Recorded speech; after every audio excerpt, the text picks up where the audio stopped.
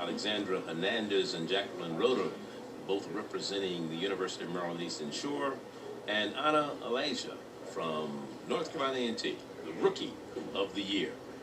And we're ready to start game number 3, and Jaleesa Johnson is going to lead off in game number 3 here. Now, she came in relief in game number 2 as the number 3 bowler. Now she's going to take over for Alexandra Hernandez to lead off here in game number 3. And right now, Coach Bandy doing more shuffling than a Vegas dealer. She sure is. Trying to keep up with all these.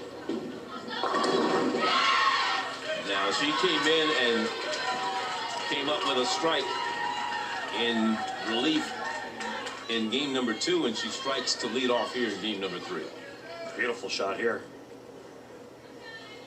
Hit him thin and watch him spin. Well done. So whatever works.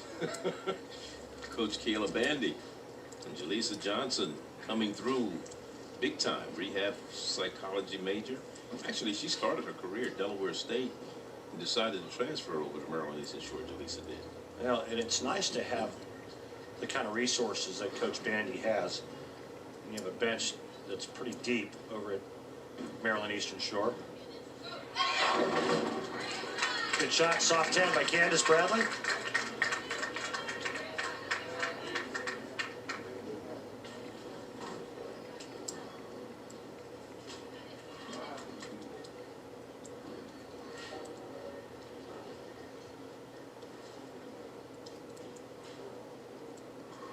Bradley, criminal justice major.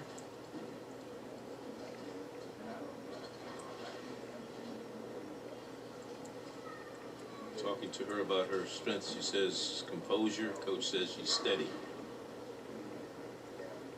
Biggest adjustment she's had to make this year is becoming comfortable with the team, being a freshman coming in to a brand new situation, and she comes up with the spare. She's been solid all day for A&T. Had one open frame, and that was game number 2. Right on the edge, and she made it count. Nothing like living on the edge, Charlie. As you know. I don't know. I don't know that I know. Alexandra Hernandez is back, now bowling in the number 2 spot. She started the day bowling in the number 4 spot, then went to the number 1 spot. Now she's in the number 2. Whatever you say, Charlie. I'm just trying to follow along. A lot of shuffling and a lot of lineup changes for UMES and Coach Bandy. But she knows what she's doing. Like I said, it's good to have the resources that she has. Look out. Oh. That's a mistake. Yes, indeed, for Alexandra. Leaves an open frame there.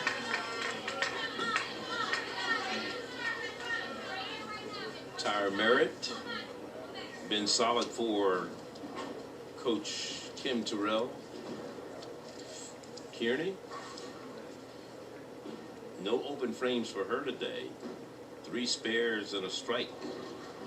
Strike in game number 2 in the 7th frame. And got it. Back to back.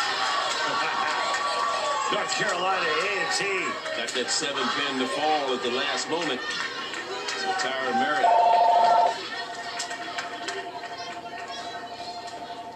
Taking advantage of the open frame. I love it. That's what you're supposed to do. Here's Tyra, sophomore out of Tampa, Florida. Dedicated student to the game, according to Coach Kearney. This is Danielle August. Now, Danielle started off as the number 2 bowler. Now she's in the number 3 spot right now.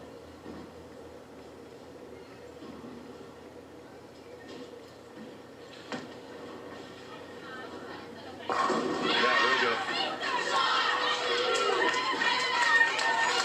Great shot there by Danielle August right after the open frame. Needed that to stay in contention here as we are going to third bowler for A&T in this third game. This is Brianna Bowes.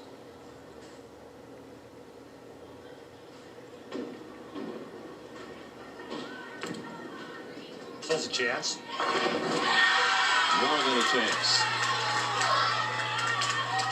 So, third game starting out great for these Aggies. 9 spare for the leadoff bowler Bradley, and then back-to-back strikes from Merritt and Bowes as we look at Brittany and O'Connell up for Maryland Eastern Shore. Another good shot. Starting to heat up like a Mongolian barbecue here in Chesapeake, Virginia, boss.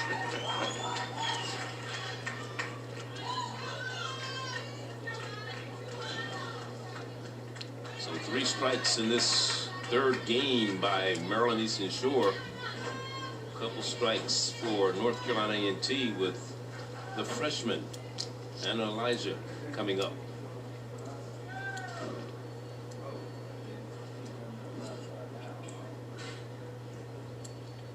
Trying to keep the string going. 9 spare double for North Carolina A&T. Anna, no open frames, a couple spares, and a couple strikes. Her 5th roll of this best of 7 series. This is game number 3, frame number 4. Man, was that close.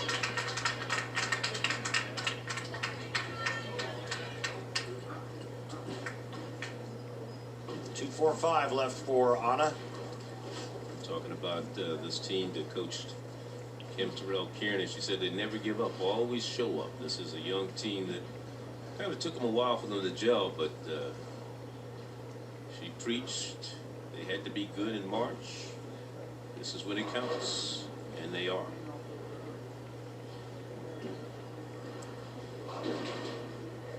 Elijah trying to pick up the spare. And she does. Yeah. Still no open frames for her today, and no open frames for the Aggies in game number 3 as we pick up. Jacqueline Rhoda will come up, the anchor bowler for UMES. 5th frame, game 3. Trying to stay in contention. The Aggies with the advantage right now.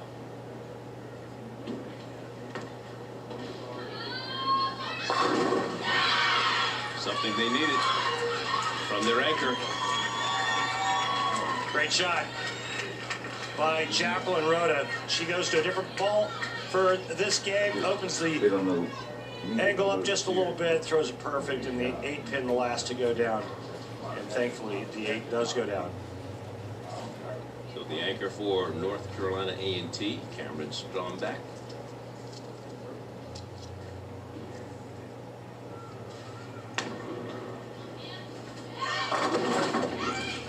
Oh, lean on it. It leaned, but not enough. Well, I think Cameron's only missed the pocket once since the first ball that she's thrown. She's been absolute money. Throws the 5 over in the direction of the 7, but Her sister Emily, who bowled here a couple of years ago, just had a baby girl, so she's a proud aunt of Emily's little girl. In fact, there's talk that Emily might even come to the match today, be in attendance. This is going to be trouble, and it is. second time she's missed the 7 pin today. Well, we're going to step aside. It's a close one right here in Chesapeake.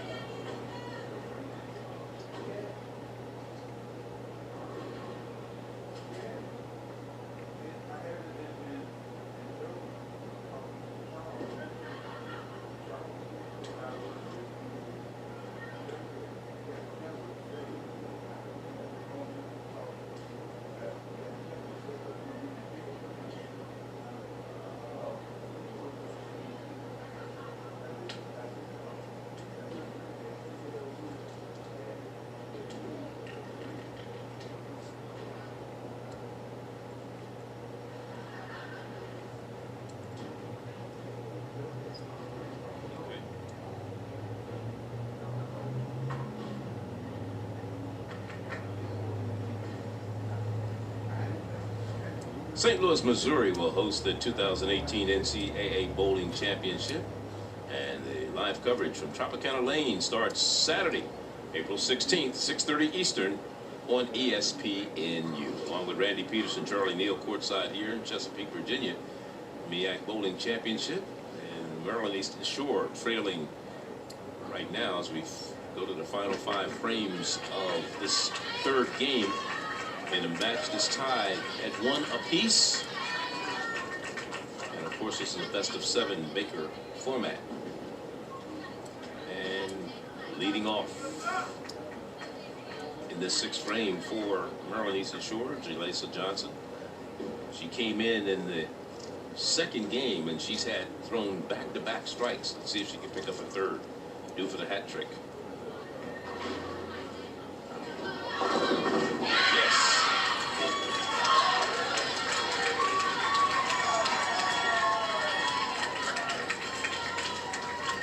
Now she gets it into that swish zone, and now it's a 4-bagger, and just like that, UMES takes the lead, takes advantage of the opening given to them. By Cameron Stromback here in his 5th frame. That big missed 7-pin by Cameron, and all of a sudden now, UMES has got North Carolina A&T right where they want them. Candace Bradley, leadoff bowler for the Aggies. This is the 6th frame of game 3. In the first frame, she rolled a 9 spare. Yeah, beautiful. Rough right at the right time, didn't it? Well, and that's the right angle to play. I think that all the players need to be farther right, except for the players that have more hand. But this is a great shot by Candace. Throwing a shiny, asymmetrical bowling ball with some surface on it, and she's playing the lanes perfectly.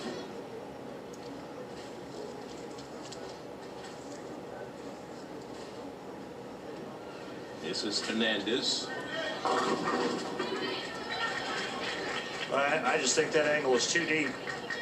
There's just zero margin for error that deep. You miss your target a little bit to the left, it goes high, and you miss a fraction to the right. You're missing the head pin. Alexandra Hernandez. Venezuela, went to Maria Montessori High School there. First team all-conference selection, the cosmetology major.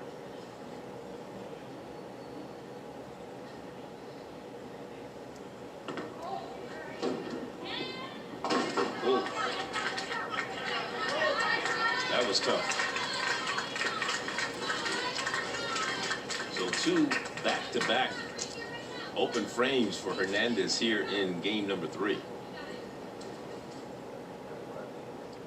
No spares yet for UMES. Not in his 3rd game. Either strike or nothing, huh? Yeah. And right now, North Carolina A&T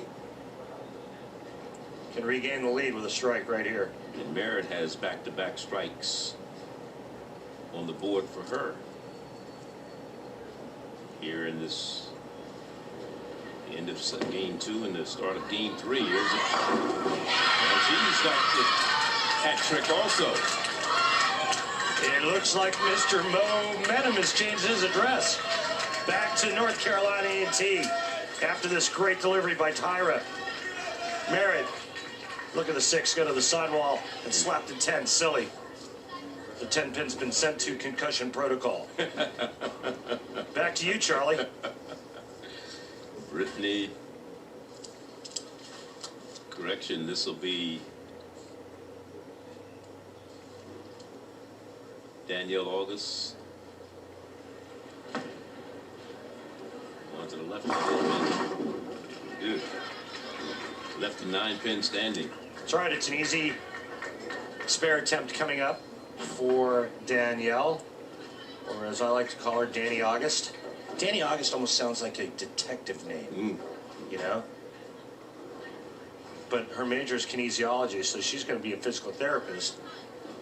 But I still think we could make a pretty cool show using her as a detective in her hometown of Mililani, Hawaii. Mm-hmm. And the name of the show would be Danny August. Or Hawaii Five-O. No, man, they've already used that. Book of Danny. Remember, it used to be Book of Dano? I mean, oh no. So What's going on? that's back-to-back open frames for Maryland Eastern Shore. Led off by Hawkins. Of course, they started the sixth frame with Jaleesa Johnson with a strike, and then back-to-back open frames with Hernandez and August. Now let's see what Brianna Bowes can do. She had a strike in the third frame here, game 3. Look out.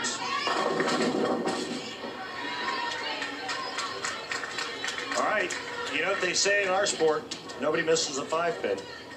It's the easiest single pin spare conversion you can have. It's right in the middle of the lane, and conversion here, they'll maintain their lead. But 3 open frames, no spares at all in game 3 for Maryland Eastern Shore. 2 single pin whiffs in the 2nd and the 8th frame to maintain an 11-pin lead. Bowes needs to convert the 5-pin.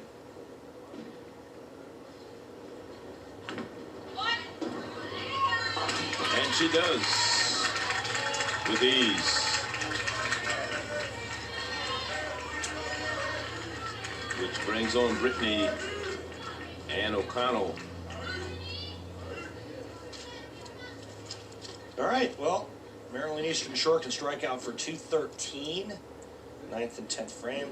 North Carolina A&T still have a possible 224, but it all starts right here. Set up the anchor bowler for Maryland Eastern Shore, and that's going to whiff the head pin, only leaving the head pin.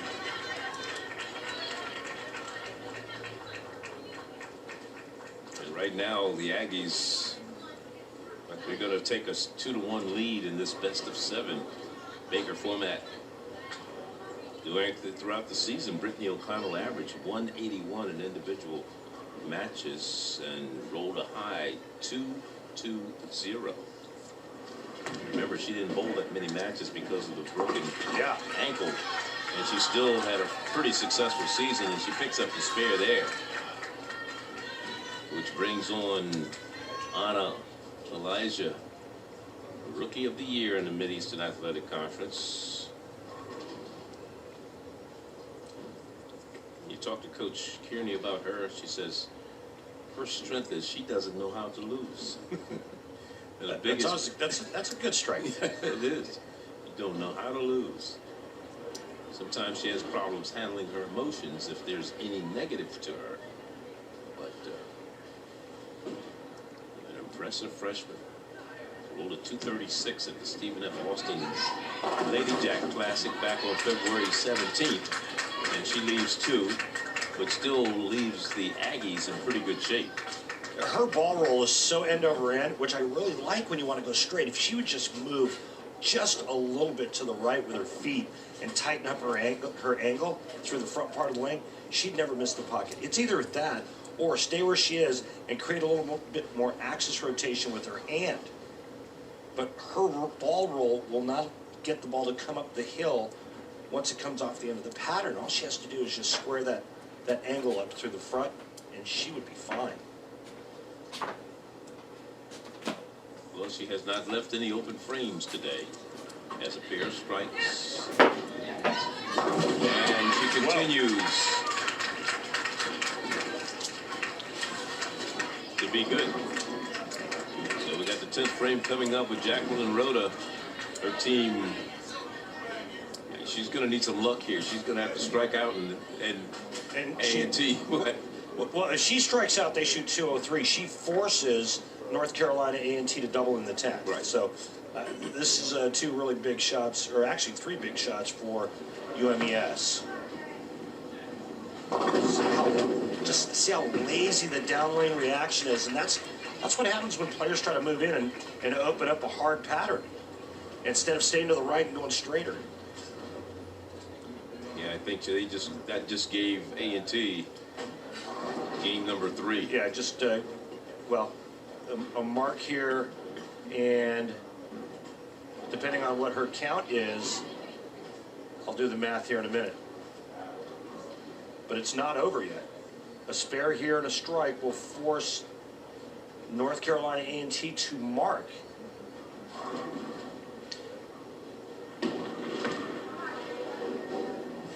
Oh my. What a spare. We've seen that made twice today, 2 different ways. All right, so here's the deal. If Cameron, or I'm sorry, if Jacqueline Rhoda strikes on this next ball and Cameron Strombeck goes 9 miss, we have a tie. First things first, this strike here for Jacqueline forces North Carolina A&T to mark.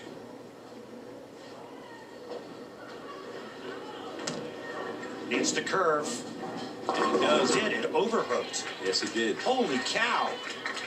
Well, now just good count by Cameron Strombeck, and A&T will take a 2-game-to-1 lead. So that leaves Maryland Eastern Shore with a 188. They rolled a 189 game 1, a 157 game 2, and a 188 here in game number 3. The anchor for A&T, Cameron Strombeck. Bang. That's it. Boom goes the dynamite. Haven't heard that one in a while, have you, Charlie? Cameron hasn't missed flush since her first shot of this match. I mean, every ball is just 10 in the pit. Remember, she left that stone 7/10 frame of game number 1. Otherwise, the complexion of this entire championship would be completely different, and North Carolina A&T would be up 3-zip. This is what your anchor is supposed to do for you. See, but I like that. It's straighter up the lane, and she's farther right. And you get your players to play there long enough, you'll actually break down a path that you can use to the pocket. They're flat like this. You try to stay right as long as you can. Unless you have a lot of hand and a real high rev rate, then you move in like the big guns do on our tour, and then they destroy the oil pattern. What a spare. Good stuff. So it's the 202 to 188, and the Aggies take a 2-1 lead in this best of 7 Baker Series MEAC Championship 2018.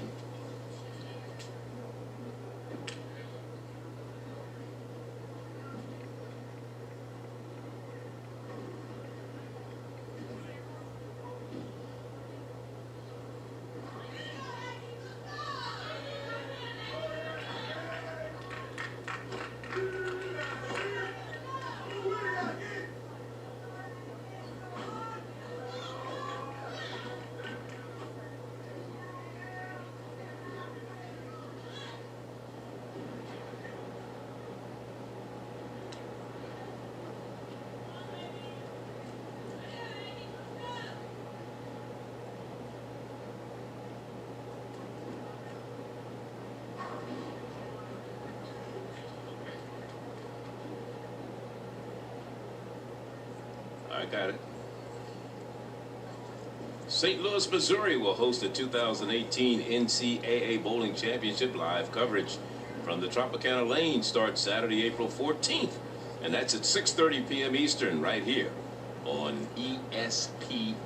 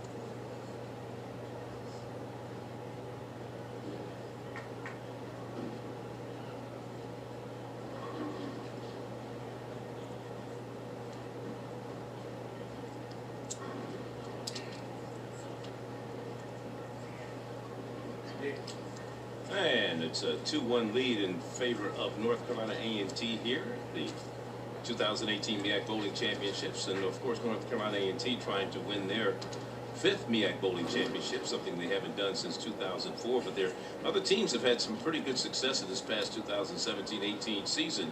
North Carolina A&T won the championship in football. They were the black college football champions this year. Of course, Coach Rod Broadway did a great job. The men and women's indoor track and field championships, women's basketball, and the men had a complete turnaround this year where their men's coach was named the coach of the year. So what a year for the Aggies of North Carolina A&T. And if you go back to this match between these two schools a year ago, Randy, it started out the same way, just in reverse. A&T won the first game and then lost and then got 4 in a row. swept. Yeah, and then just got beat up. And now it's just a repeat of what happened last year. Maryland Eastern Shore won the first game today, and now 2 straight games won by the Lady Aggies from Greensboro. And then we start the 4th game with Candace Bradley, who's been pretty consistent for the Lady Aggies, leading off. Hold it. It's okay. Still with the 9-pin standing. It's okay. You know, and I said it earlier, I love the angle that Candace is playing. This is just miss left, but it takes a lot of the head pin, and she gets a nice break, only leaving the 9. But she has hand, and she has a nice rev rate, but she's playing the lanes correctly, meaning she's far enough right and going straighter, not trying to create angle through the front part of the lane. So she's not giving the head pin up. What's going to be interesting to see, as we've seen Coach Bandy from Maryland Eastern Shore shake up her lineup throughout. It's going to be interesting to see who's going to come. I can't keep up with Kayla. And the spare picked up by Candace Bradley. All right, what do we got here, Kim? Yep, another lineup change. Well, the lineup change, we're going back to the original from game 1, in which Brittany Ann O'Connell started as the leadoff bowler, the #1 spot.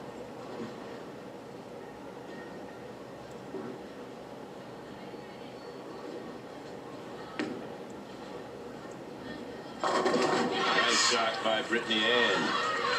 So that gives Maryland Eastern Shore some hope and bragging rights right now with a leadoff strike.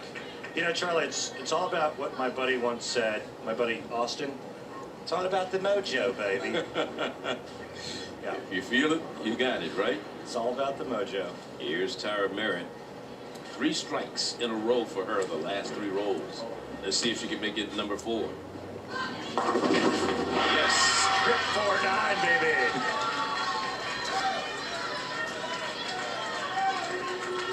We talked about the hitch in her step. She like stops and lets it go.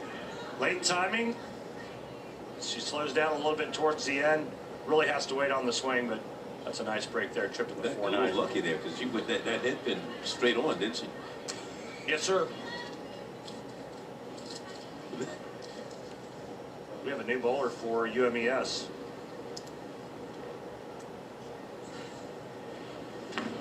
Kayla Hicks is in there now. Kayla Hicks, first time we've seen her today.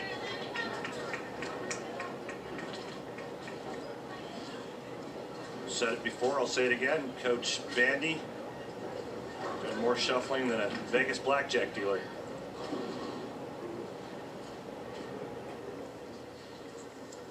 Kayla out of Salem, Virginia, sophomore. Roanoke Valley Christian High is where she went to school. See if she can pick up a spare. No. So first time we've seen her today, and not the answer I'm sure Coach Bandy wanted. Well, and it's tough. I mean, these ladies have been sitting, the ones that aren't bowling, they've been sitting for, gosh, over an hour. And then they're expected to come in cold and without any practice shots. So we've seen Jaleesa Johnson. We've seen different people in the lineup. So Hicks is bowled in the #2 spot that time. Meanwhile, Brianna Bowes, she leaves 2.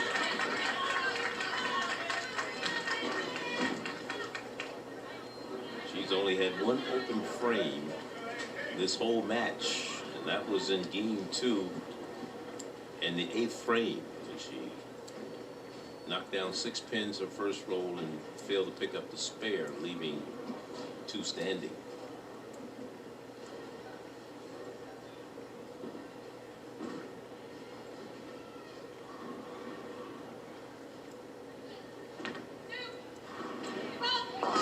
Picks up the spare with ease that time.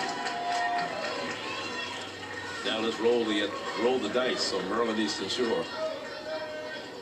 Daniel August. No, Charlie, that's Danny August. Oh, I'm sorry. In the number 3 spot, still hanging in there. Good young player here for UMES.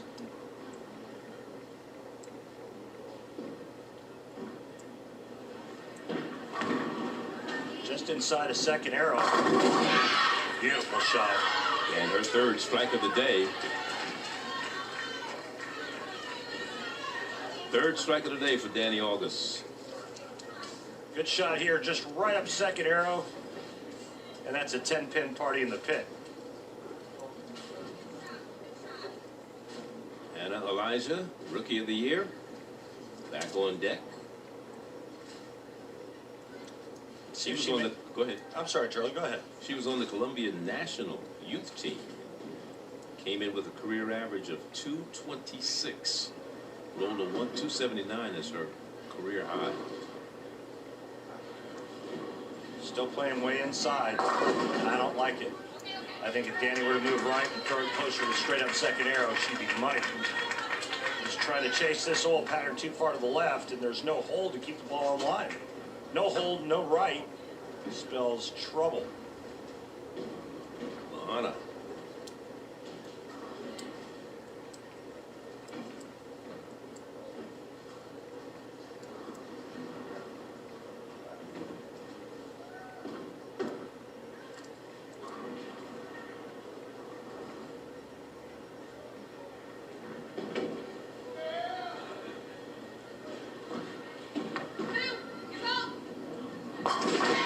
And the spare is picked up for the freshman. You know, the other thing we haven't really mentioned, Charlie, is these players are on their feet the whole time. And we're at an hour and a half into this, and as we take a look at Anna standing far to the left, going cross alley at the pesky 6'9". These players stand the whole time. Jaleesa Johnson, 3 strikes for her today. Not this time. She came in the second game. And she leaves a couple standing right now, but very makeable spare she's looking at right now. Jaleesa Johnson out of Delaware, Delmar, Delaware. Rehab psychology major and the only senior on this Maryland Eastern Shore team.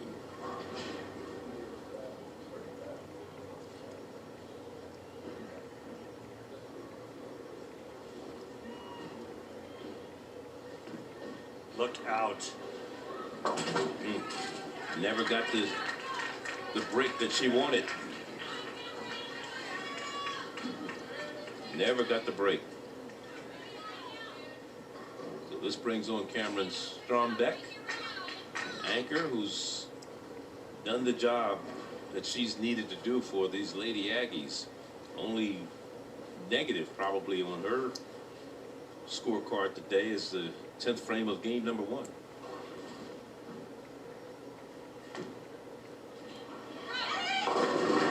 I said, not many negatives for Cameron. The last time she missed the pocket, Moby was a minnow. She's been just money, and her ball has been putting on a minor assault on the 1-3. Check this out. There you go. Well, gets into that swish zone, mixes them up for another strike. Cameron's been just rock solid and living in the pocket throughout this entire match. Jacqueline Rhoda. She's been the one consistent in terms of the position for UMES today in the anchor spot. The number 5 bowler. 10 pin just wouldn't go. She couldn't get one to go over there and hit the wall and knock it down. But much better angle to the pocket. You notice that she went to a little stronger, earlier rolling ball, and then tighten her lines up, tighten her angle up through the front part of the lane.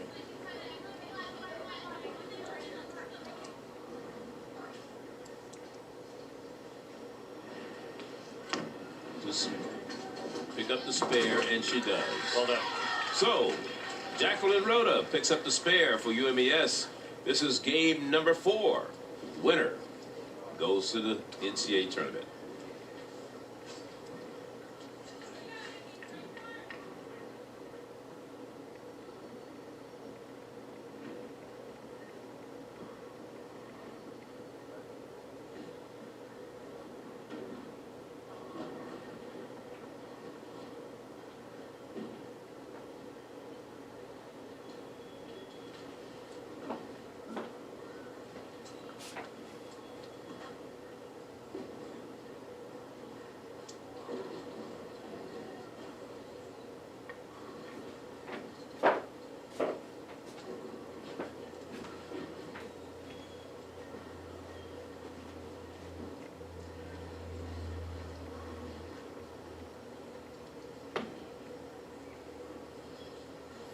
Well, the question is, who will take the trophy home this year? Will it be Maryland Eastern Shore for the 2nd straight year? Or will North Carolina A&T grab it for the first time since 2004? We'll let you know as we go on here in game number 4 of this best of 7, along with Randy Peterson, Charlie Neal. We're at the AMF Chesapeake Lanes in Chesapeake, Virginia for the 2018 MEAC Bowling Championships. And the Aggies of North Carolina A&T, who lost the first game 189 to 173, have won 2 back-to-back games, 2 and 3, and in pretty good shape here in game number 4. Yeah, up 24 and working on a strike in the 5th frame as Candace Bradley steps up. And I really love the line that Candace is playing. I talked about it before. She just needs to keep it on line and make a decent shot. Her ball gets in the pocket. Criminal justice major, 18 years of age.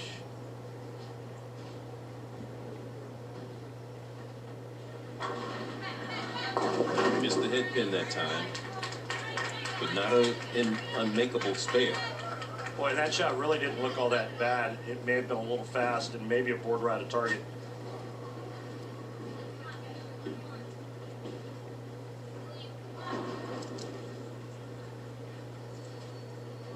Talked to Kim Terrell Kearney about this team. Said, hey, in today's match, it's got to be about us. You don't want them to get caught up in the hype, and you know how bowling is and all the cheering and things that go on. TV, the fans, and especially their youth, wanted them to keep their energy up for the start. Tried, but she leaves an open frame, a rarity for Candace. So leaves the door open a little bit for Maryland Eastern Shore.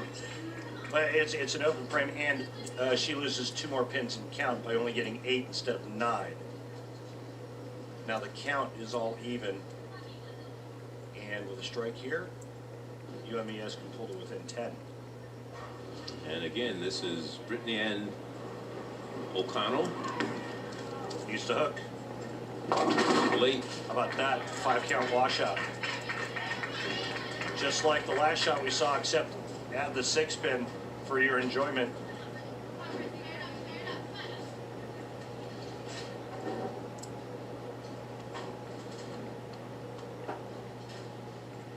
And again, on this tough wall pattern, you just can't give the head pin away. You can't give the pocket away. Not until you break down an area long enough to where there's some friction you can throw to.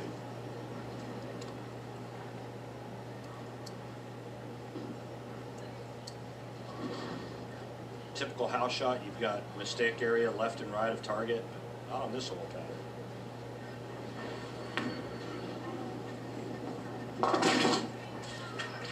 See, they didn't help themselves with that, did they? Yeah, that's a big bummer there. 5 on the first ball, working on a spare, and then 2 more. Big loss in count and an open frame. It's almost like 2 open frames in one. So there's Tara Merritt here on frame number 7, game number 4. Merritt 4 strikes in a row.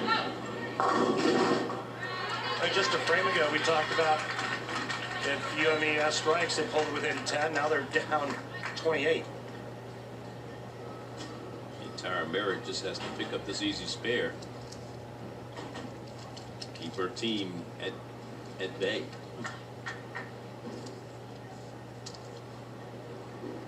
Just fill frames when you have the lead.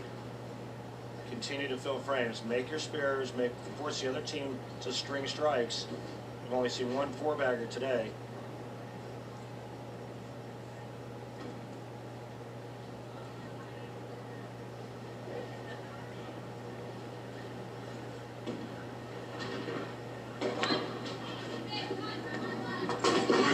Came close. Skinny jeans on that 6-pin. She just wanted to add a little suspense to it, didn't she? That would have been great if you had a pin sitting way on the other side, huh? She would have made the 6-7. Yeah.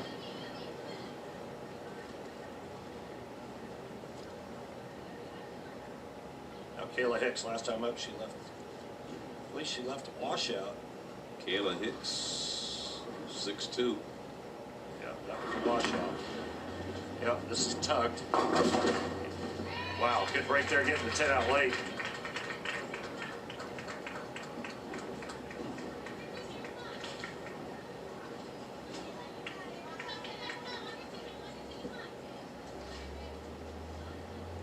Kayla, chemistry major. She was the co-rookie of the year with Alexis Newer, the player of the year, this year, last year, her freshman year here at UMES. And she had to come off the bench today, and she picks up the spare this time. So good roll that time by Kayla Hicks, sophomore from Salem, Virginia. Which brings on Brianna Bowes. She's had 1 open frame, and that was in the 8th frame of game number 2. Other than that, all spares and 1 strike.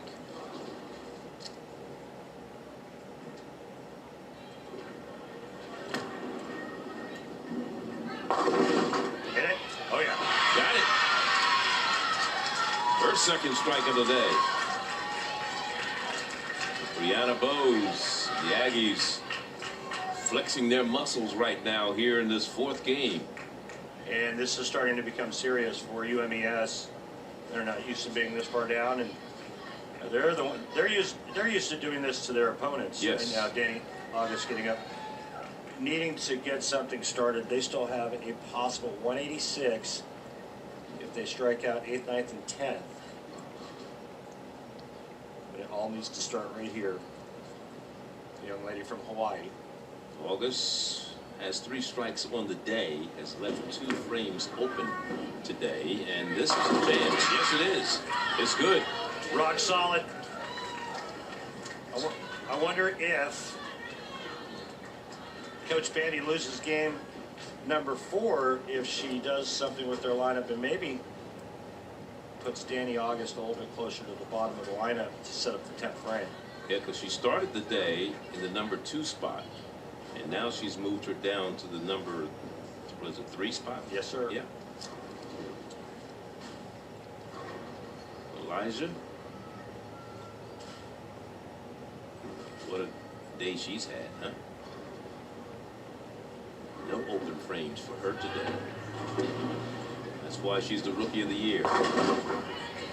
She needs to move to the right. And you keep telling her that. She doesn't listen. No, Father knows best. Unfortunately, I can't go over there and coach her. She'll look back at this and go, yeah, I know, Randy, you already said that.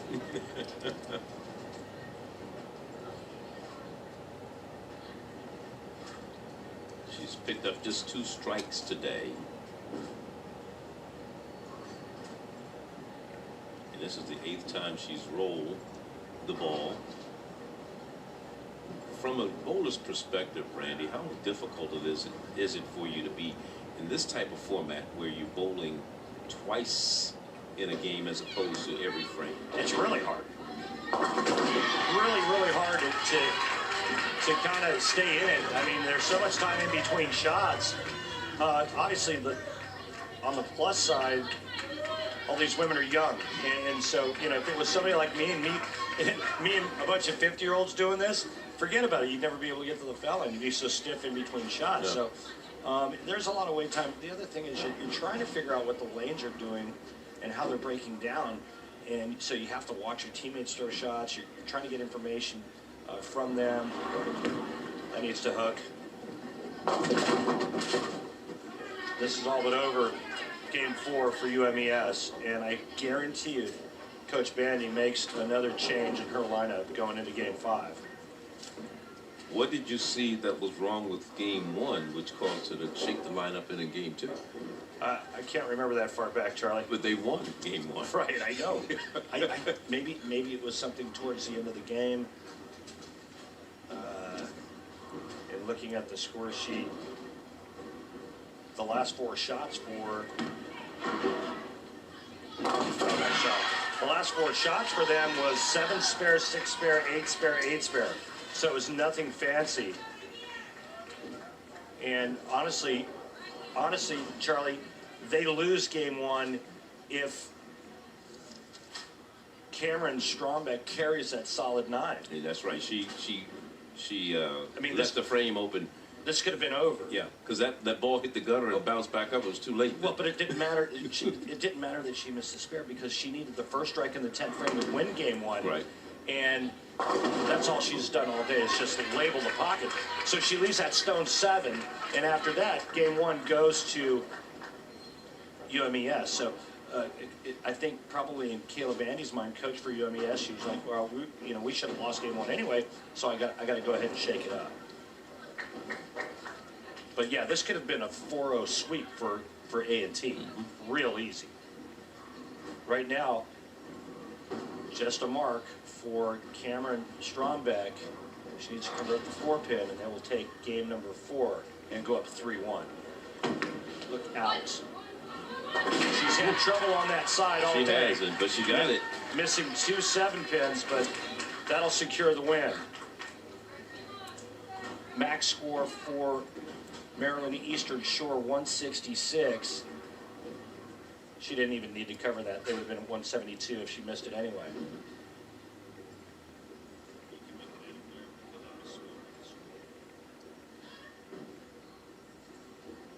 So Strombeck done the job at the anchor spot here in the 10th frame of game number 4. It looks like it's very close. But she gets 9 pins anyhow, and they take that one with a 182 score, and they're going to go up 3 games to 1 against the defending champion, University of Maryland Eastern Shore. And the Aggies will be 1 game away from winning their first MEAC championship since 2004, which would give them their 5th overall since the MEAC started women's bowling championships back in 2000. The anchor for UMES, Jacqueline Rhoda. And another ball change, Charlie. Haven't seen this one go down the lane yet for her. See if it gets back. It's not. Not the way she wanted it to. Tighten your lineup, Jacqueline. Just throw that same ball. Looking for down lane reaction, looking for something that's going to come around the corner. It's just not happening. And so, like I said, man, get your hand up the back of it and go straighter. I think the story, what makes this so impressive for A&T, is this is a lineup with 3 freshmen in the lineup. Yes, sir. And we talked about that in the open. And it was all, for me, it was all about how the freshmen were going to respond for A&T. They've done a great job. When you look at the people who were here a year ago at this championship, other than Brianna Bowes, Strombeck wasn't here. Tyra Merrick was here. Bradley wasn't here, and neither was Elijah. So that's going to give the Aggies a 3-1 edge. 182 to 152, a 30-pin win. We'll be back. Game 5 in a moment.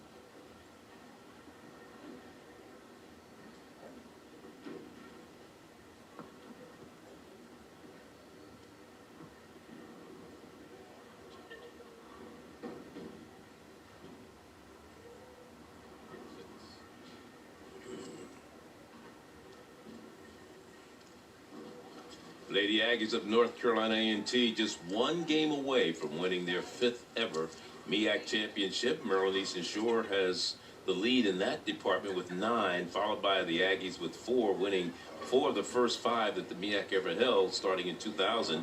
Their last one was 2004. Delaware State has 3, Norfolk State 1, and Bethune-Cookman 1. Those are the only 5 schools to ever win the MEAC bowling championship. A couple schools didn't have bowling this year. Hampton, Savannah State, South Carolina State. They only brought 6 teams to the tournament this year. Morgan State was one of the other ones that was here, along with Del State, and Florida A&M, and Norfolk State. But it all came down to these 2 schools. Morgan was also here, in case I forgot to mention them. But it came down to these 2 schools, North Carolina A&T and Maryland Eastern Shore. And Maryland Eastern Shore, with their with their back against the wall, really have to do something here. They're going to have to win 3 games in a row in order to walk away with their 10th championship. This is a great position for North Carolina A&T, knowing that they only need to win 1 game out of the next 3, and so you can take a lot of chances when you've got this type of an advantage. It's going to be interesting to see what Coach Caleb Bandy does with her lineup moving forward, and it looks like there's going to be another change. Yeah, I'm just trying to figure out who she's going to put in there. She's talking to Jaleesa Johnson. Maybe is she going to put her in as a lead off? She did lead off 1 game, and then they moved her to the number 4 spot the last couple of games.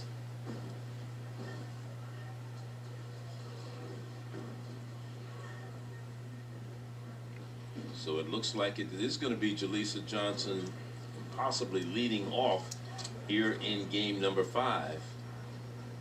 Johnson out of Delmar, Delaware, started a career at Delaware State trying to find the ball right now, and then decided to transfer over to Maryland Eastern Shore. Of course, the coach of the year in the conference this year was the coach from Delaware State. I've got Kayla Stam. I'm sorry, Charlie. I've got Jaleesa's bio in front of me, and it looks like I've scribbled out her starting position, and this is the 4th number I've given her. So that means she's changed positions 4 times in 4 games. Does that mean she's consistent? There's a strike. That just means that Coach Bandy's trying to find a winning formula for her team. Well, not a bad way to start this 5th frame. A much-needed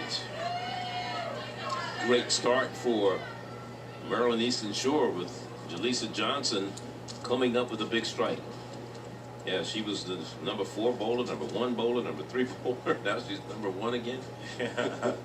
She's Coach Bandy's really shaking it up on that side, but you know what? She needs to, because she hasn't found a winning combination yet.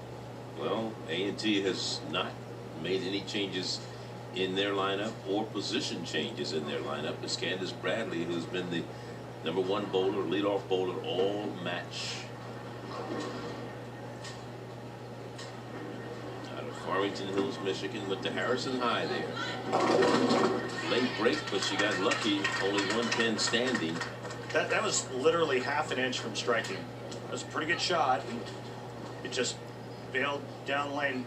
Not enough to get it up to the 1-3 pocket, but a good shot, only leaving the 2-pin.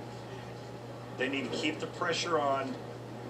One win away from capturing 2018 MEAC championship.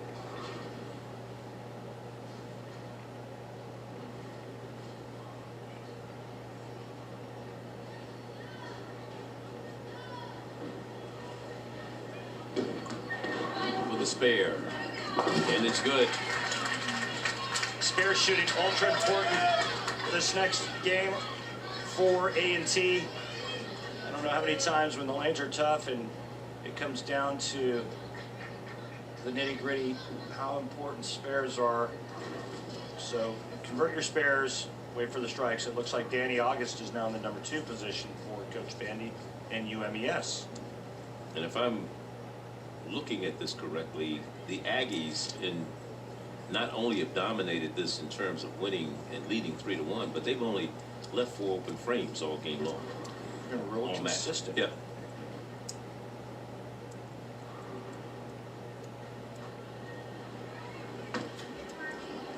Needs help.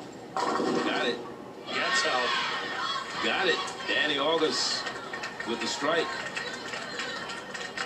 She's been solid for her team. The one bright spot, really, Danny August, the spark plug for the Lady Hawks.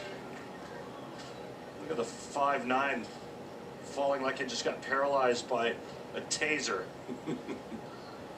I was talking about open frames left by Maryland, A&T, 9 open frames for Maryland Eastern Shore. Yeah, good call. I mean, that's been the difference really in the match. Tyra Merritt. Yes. I even saw that one coming. Oh, wait a minute. I'm sorry, Charlie. You called that Brooklyn? I didn't know. Hey, you don't need my help anymore, It pal. might have been the Bronx. You're on your own.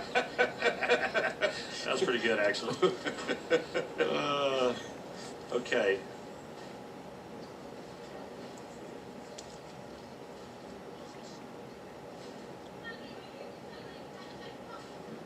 This be Hicks.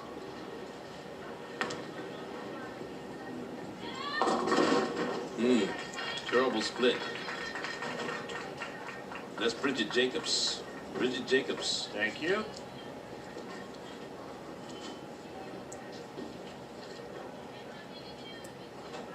Yes, Lindsay Esteban. Well, they I'm must sorry, be changing numbers. Lindy Esteban.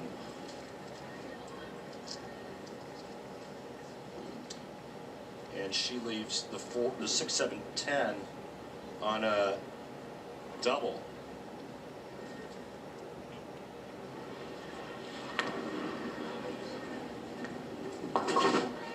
Wow, what a great try.